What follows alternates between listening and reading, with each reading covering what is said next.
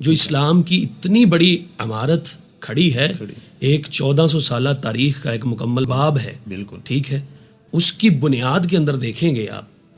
تو اس صحابہ کرام، نوجوان صحابہ کی سب سے زیادہ قربانیاں اور ان کا خون اور ان کی محنتیں اور کاوشیں ہوں۔ جتنا بھی ہم ریسرچ کریں، سب سے زیادہ کردار اگر کسی قوم کو زمین سے اٹھا کر آسمان کی طرف لے جانے میں ہے تو وہ نوجوانوں کا ہے۔ ہماری زندگی جو ہے وہ لاشعور کے تحت چل رہی ہے،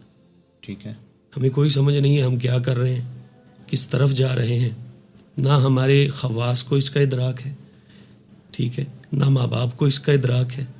اور نہ ہی ہمارا نظام تعلیم اس کی طرف توجہ دلا رہا ہے۔ ٹھیک ہے، یہ ساری چیزیں مل کے جب تک معاشرے کی جو اجتماع ہے نوجوان کو بہتر نہیں بنائیں گے، اس وقت تک وہ ٹھیک نہیں ہوگا۔ قیامت کا دن ہوگا اور قدم نہیں ہلا سکے گا بندہ جب تک 4 سوالوں کے وہ جواب نہیں دے گا، جن میں سے مین سوال یہ ہیں: ان عمرہ فیما افنا، تم نے اپنی عمر کو کہاں فنا کیا ہے؟